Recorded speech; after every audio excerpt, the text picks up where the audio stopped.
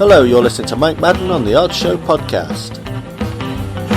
Here you will find interviews with authors, musicians, artists and anyone else in and around the arts. Some of the interviews are taken direct from the Arts Show on Expat Radio, with one or two specials in between.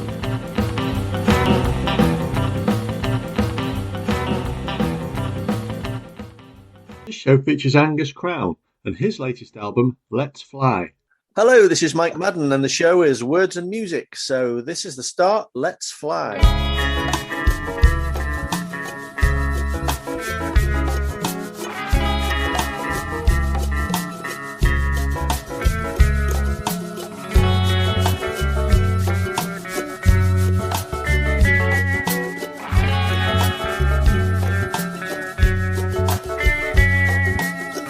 The lights are dim, shadows are here. Would it be a sin if we didn't care?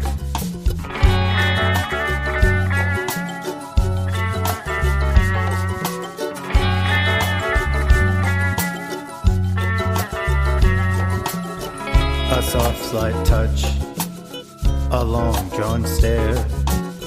I want you so much, come closer here.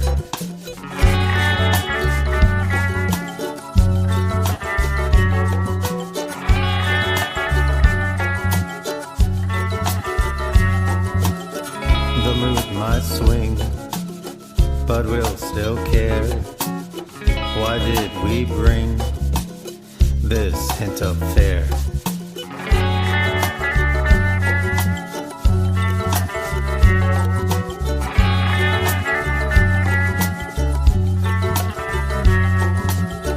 Our passion is strong, the air is thick. We need to roam and get out quick.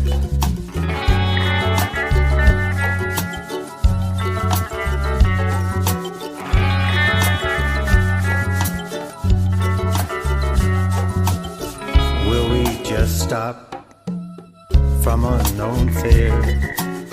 Our panic might drop, no moment to spare.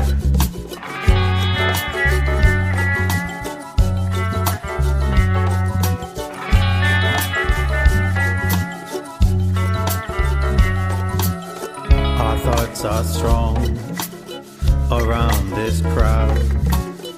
Why is it so wrong to dream out loud?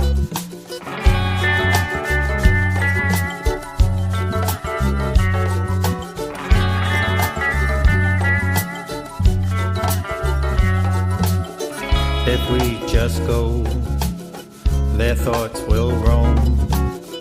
Will they ever know what they condone?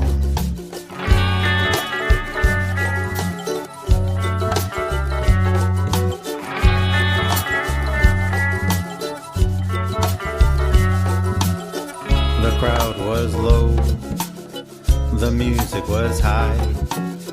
You said let's go, I said let's fly.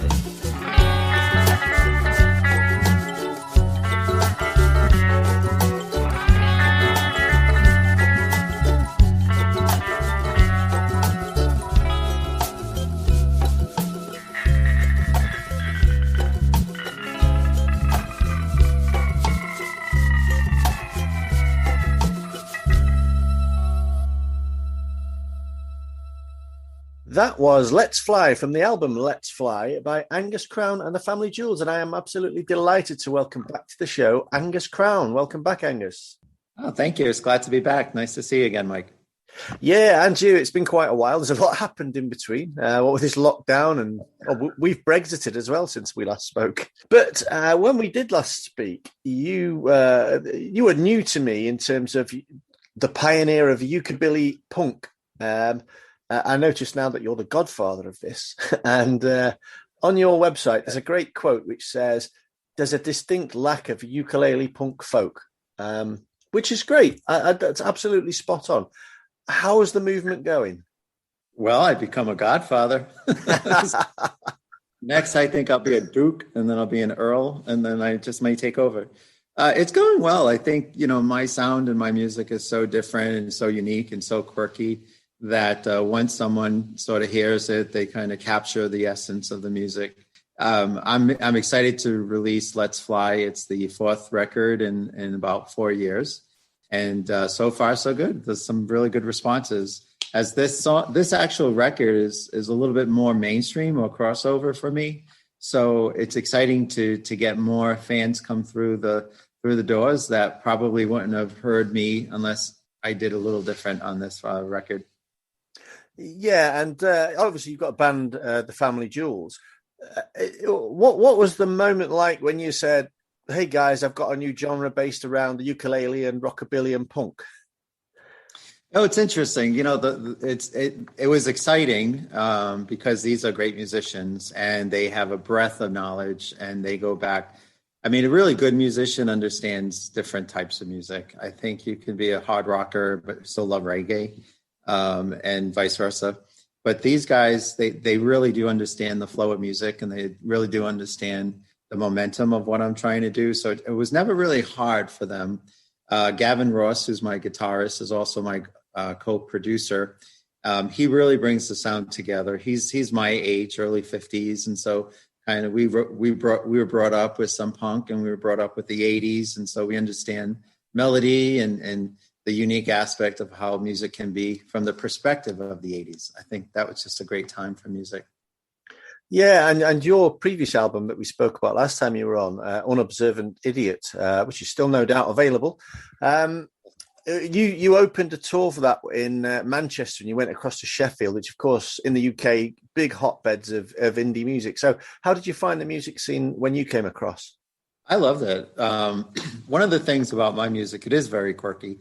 And the UK crowd is nice because they are willing to hear music that has stories around it. And they're willing to kind of travel on a musical journey when they meet somebody new to them. So I found that all the fans that I met and all the people that came to the shows were a very unique, eclectic group of people. There's never one person who comes in. There's never one certain style of a concert goer. And I think that's the beauty of having three genres. It helps me as a musician not to be locked into one area. So I like doing punk. I like screaming and yelling and swearing. But on the flip side, I love to sing love songs and I love to be softer like that. So it's interesting when in Manchester, there was definitely a mix. There was young people, there were older people, there was some very aggressive kind of people. And then there was some very, lovely regular folks who were there. Yeah, I think it's noticeable, particularly in the northern towns, that you go and watch bands, perhaps from the 80s. I mean, I'm a big fan of the Stranglers, and you go and watch the Stranglers live, and it's amazing that the audience is what you would expect. There's people from back in the 70s and 80s, but there's so many sort of almost teenagers there that it's a fantastic experience. It's funny you say that. I was walking my dog a few days ago, and I saw this young person, probably couldn't have been more than 15, maybe 17 years old. And they had this leather jacket and they painted on the cramps. So they had the cramps on they had this whole thing and they had a thing in the front that was for the Stooges and stuff. And I found it very interesting because that's something you would have literally done in the 70s. Like you would have literally gotten paint. You would have literally done that or had a friend who was artistic and they painted it. But here's a young person in 2021 walking down the street like that. And I had that same thought. I was like, this is very interesting. As somebody I would have expected 30 years ago, 40 years ago, I would not have expected them, today. Yeah, absolutely. It's interesting listening to my kids were brought up on everything I was brought up on, really, and particularly things like Johnny Cash and stuff. And they, you listen to their playlists now, and they're sort of memories for me as well. It's interesting that you do have three distinct genres, and they are just touching on what I've heard you described as individualist post-punk or Americana was tagged to Unobservant Idiot. But I guess you are difficult to categorize, but also, why do you have to be categorized? Why can't you just be music? Yeah, it's interesting you say that because as a songwriter and as a performer and somebody who's very creative, I feel like if you lock down yourself and you have to just do one thing and you have to, stick to it, I think you start getting measured against everybody else who's doing it. And unfortunately, there's a lot of people who get a lot of marketing behind them, which is usually from major labels. And so they become the benchmark. They become what everybody works towards. They become the sound, they become the image. And so I find that being able to do a few different genres, I'm not deep punk. So if somebody comes to see me or listens to music, they're not going to hear hardcore, crazy punk, but they're going to hear some of it. So there's going to be like a commonality to the music. And the same goes with the rockabilly. I love the rockabilly sound that I put out. But if I sat there and I just said, yes, I'm a rockabilly musician, I'd have a line of about 5,000 people telling me how different I am to a real rockabilly sound, So I like the fact that I can blend in, I can jump in and I can jump out and really bring the essence of the music genre that I'm trying to do to the forefront of the music. No, I think it's a great mantra to have, because that is kind of the way that we listen to music, isn't it? I certainly don't want to listen to the same sound over and over again. I like a bit of variety. Yeah, and that comes with age and wisdom, because if you listen, I'm telling you, dude, if you listen to like what really young people are listening to, they are pigeonholed. I mean, they stick within it. I'm very lucky. My daughter, she's almost 20, beautiful young woman named Delilah. And she's very, very creative with her music. My wife of over 20 years was a DJ in her college years, and she used to introduce me to a lot of music. She still does that come out of the pipeline. But I think what's interesting, when you do get to a certain age, we grew up on different music. We grew up on different styles. World music, in our time, there was Live Aid. There was so many things going on, and it was really about hearing music from around the world and being part of it. And I think today is a little different. I think today people just it's so marketing. It's so heavy with marketing. It's so heavy with imagery. It's so quick to your senses. I think people just get stuck and they just stay. So I love it when somebody sort of falls down in the gutter, and then they look to the left and there's Angus Crown. Like, I would have never found this guy if I wasn't over here for some reason. I think it's about time we dipped back into the album Let's Fly, and this one is called Dancehall Days. She wants to dance a jive because she feels alive, but you're feeling blue even though she wants to dance with you. The tats on this girl will rock your world. Now all you have to do is find some moves that work for you. Come on, son.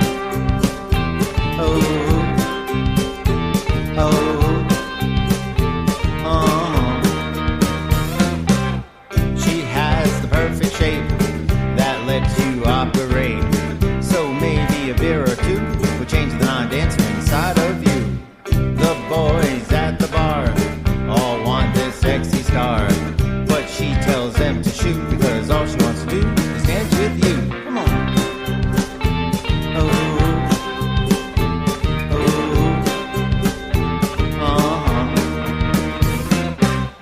You may need a new route if this girl starts to shout. So try some liquor too to drink out the dancer inside of you. If it's not too risky, drink some whiskey.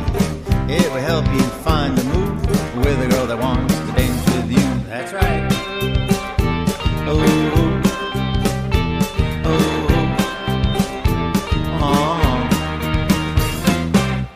It's just a simple groove, and she set the mood.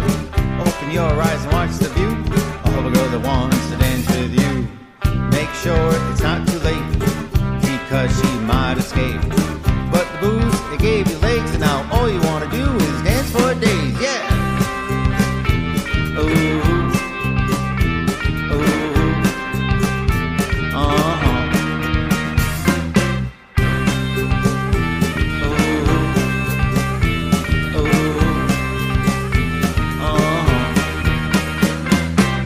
Hello, you're listening to Mike Madden. The show is Words and Music, and that was Dancehall Days by Angus Crown and the Family Jewels. So welcome back to the show, Angus. Hey, it's still good to be here. We've just been reminiscing about music back in the day, but what do you actually miss about music back in the day? I mean, for me, it's the whole physical side of it. You know, the album covers and scratchy singles and all that kind of stuff. Yeah, that's the human element, right? I mean, we could sit here and talk about so many things in our lifetime that we don't have anymore because of the digitalization of the world, and the fact that you don't need to touch a record to feel it and understand it. There's no passion behind that. I think it's all imagery. I miss the days where I would queue up and go and wait. I remember seeing the Cars, and it was great. In 1984, they were pushing out, I forgot the record at the time, but I mean, you sat there and people were there with their records, and they were like with their t-shirts, and they were going deep into it, because we all had this connection from mind. I mean, it all came from up in our brains because we knew these people, and we touched their music, and it was very important to us. And I miss that connection. Yeah, definitely. And, if I look back now, the simple things like a ticket stub from a concert, because you don't even get those anymore. It's all on your phone and QR codes and all that kind of stuff. I know, isn't it weird? It's crazy when you start thinking about all these little things. I just read an article yesterday about Dr. Seuss, that they're going to stop publishing a few Dr. Seuss books. Yeah, I read it. And I had this little debate with my daughter. And it's like, when you cancel that kind of stuff, you are canceling it for the future. And that's sad because it has so much relevance to us. But you're also canceling our memories. You're also canceling things that were very important to us at a certain point. I mean, imagine if they canceled Queen. Imagine if they canceled The Clash. Imagine if they canceled Elvis. These are the things that made us who we are. So it's interesting when they do things like that. I did see as well that when they did it, the Amazon charts exploded with Dr. Seuss book sales. Yeah. It's interesting. And it's interesting because I understand the relevance of why, getting older, I do realize, like, okay, there's a different generation, and what's important to them is important to them. So I understand why it's done. I wouldn't necessarily say I agree with it. I think that you need to have historical reference. And even, going with music, if we take away so much of the historical elements of music, what do you have left? You just have sound. You don't have melody. You don't have attitude. You don't have substance. You just got some sound. Yeah, absolutely. Now, as well as a musician, you were a concert producer working with some really big names, Queen being one of them, Fatboy Slim, Boy George, lots of big names. And obviously that's a very different challenge. So which of those do you prefer, producing the music of these superstars or becoming your own superstar? Well, I would like to be my own superstar. I think we all want that. And, I could sit here and say, like, I want fame. I want all this fortune. I want all these things. At the end of the day, I want legacy. I want to provide something to my brothers and sisters of the world. So when I go, I can leave something that's worthwhile. I think for me as a musician, what I like about being a musician is I do connect to people. I constantly receive emails from around the world, and people say really nice things about, what that song did for them, if it captured a moment for them. I never got that as a concert promoter. There was always a fourth wall per se with the audience. I never really had a connection to them. So as a performer, I get the opportunity to get some feedback and hear what they have to say. Yeah. And I guess, that there are some really big names on that list. Is there anybody missing that you think I would have loved to have worked with them? Oh, missing from that, George Michael. I would have loved to have worked with George Michael. I was told I had an opportunity to work with him, and then it fell through. Because when you're dealing with the big record labels and they're giving you a whole bunch of lists of stuff, and then you're like, okay, I want this. Obviously, I would have loved to work with folks like The Clash. I would have loved to work with David Bowie. Ian Dury, I would have, did handstands to work with him. Yeah. That would have been fun. I guess Ian Dury's got a lot in common with you, certainly in terms of the poetry in your lyrics. One of the great poets, in my view, is Ian Dury. Who else would you sort of list amongst your sort of poetic influences? Poetic. Well, Leonard Cohen. I think Leonard Cohen is, he's kind of in an area by himself. I think when you go deeper into his music, you really do hear the poet come out.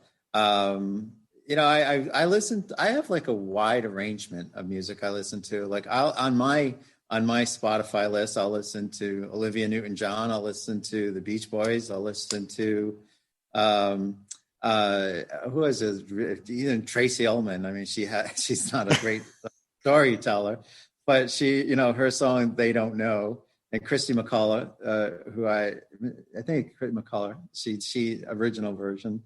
I mean, I like listening to people that have the passion behind it. I think that we all have something to say. If you have passion, it's going to come across really well. If you have no passion, it's just going to be words. Yeah. The one that I noted down that you didn't mention, which you may not be aware of, the guy's Reckless Eric. No, I don't know Reckless Eric, but I assure you, I will immediately after we're done look him up. He only ever had one big hit, and he tells a funny story about it, but I won't spoil it for you. Yeah. Well, John Prine too. When there's a song on this record called Rosé Wine. And for some reason, I feel really connected to that song, and John Prine comes to mind on there because it's a good story song. Yeah. One of the things that my son always goes for, and he's 21, it's the songs with a story behind, which is where, the Johnny Cash influence comes in. It's a true story behind the song. Yeah. And he lived a true story life. I mean, that's one of the cool things about people who are musicians who have a story and they lived it. I wrote that song, just referring back to Rosé Wine. There was a review and the reviewer said, nice song, really loved it, but most rock and rollers want to be rich and famous and live that lifestyle. Here's a song that, 100% is against that.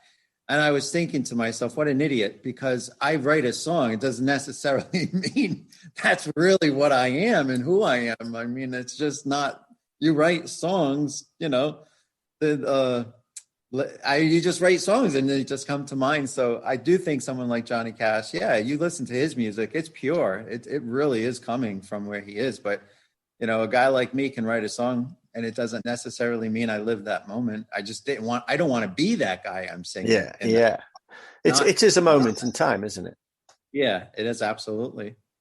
So when, as we said, you came to the UK for the launch of Unobservant Idiot, it's quite difficult to do that right now. So what are your plans for Let's Fly? Well, first I have to say, everyone who says the word unobservant idiot, they say it so perfectly. And of course I can see you on the Zoom call.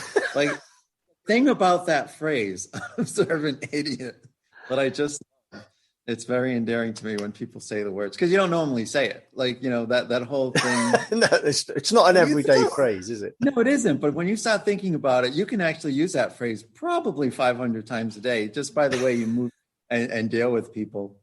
My plans right now is we, like you guys, we want to get through this pandemic. We want to get through to the point where normality comes back to life. And then I want to get back out there. I want to, bring the band. I want to do a longer tour this time.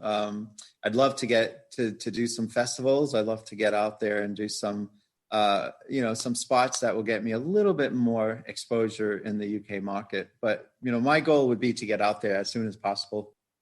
The festivals are coming back this year. I know there's a Why Not festival very close to me, which is a relatively small family festival, and that's going ahead at the end of July at the moment. And the massive Leeds and Reading festivals are also going ahead. They've announced lineups and everything for the end of August. So things are plans are being made, let's say.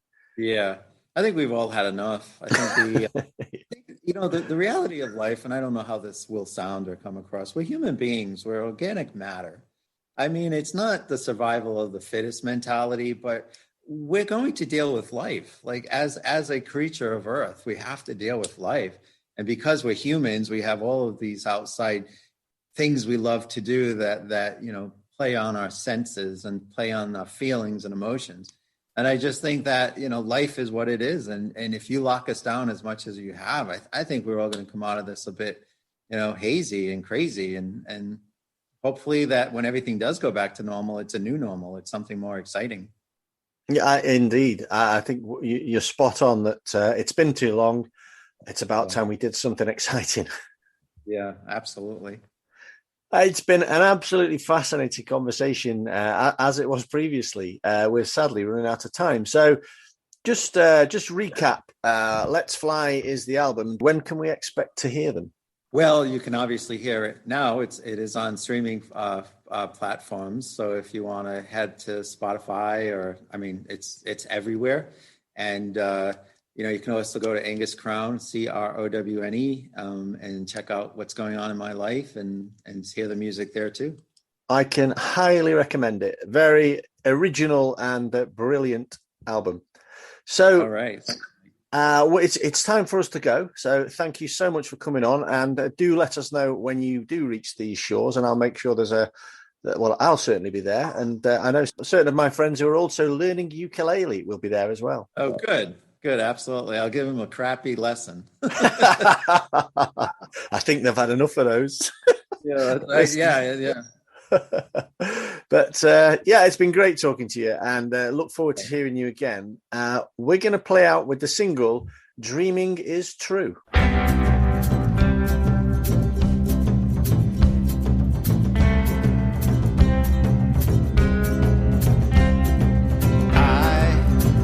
I saw you with nothing to do.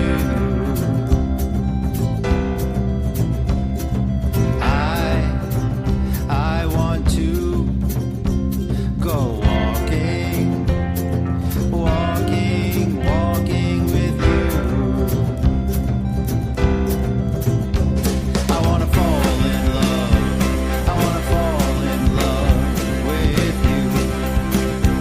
I want to fall in love. I want to fall in love with you.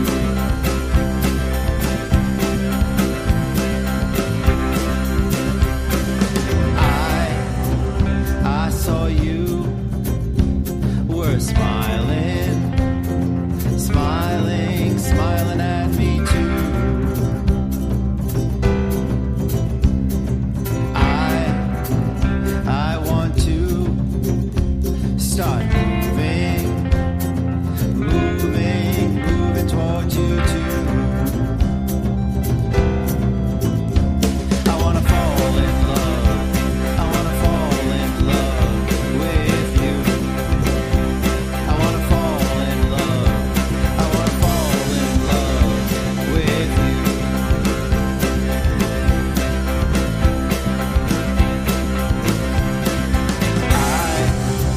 I seem to do is to fall for me and you.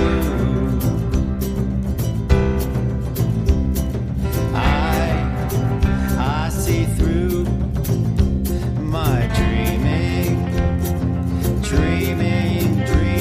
is true. I wanna fall in love. I wanna fall in love with you. I wanna fall in love. I wanna fall in love with you. I wanna fall in love. I wanna fall in love with you. I wanna fall in love. I wanna fall in love with you. I wanna fall in love. I wanna fall in love with you. I wanna fall in love. I wanna fall in love with you. You've been listening to the Arts Show podcast with Mike Madden. Come back soon for more artists, authors, musicians and anyone else connected with the arts. We're going to play out with Mike Sanchez and I Don't Stand a Chance. Baby, you hiding something that you don't want me to know. Because I'm getting a vibe from way down the side, like you're just about ready to go. If you can't tell me where you stayed last night, you just just can't cope with her treating me right. I'm on the road to heartbreak. Now's the time to tell me so, because I'm getting a chill like I'm gonna be ill. I know you don't want me no more. I won't be satisfied with your little white lies. Girl, I've only just begun to realize I don't stand a chance. I don't stand a chance. You don't wanna know and I can't make you dance. Well, I said goodbye. Find yourself another guy. I wish you were mine, but I'm losing my mind. I don't stand a chance.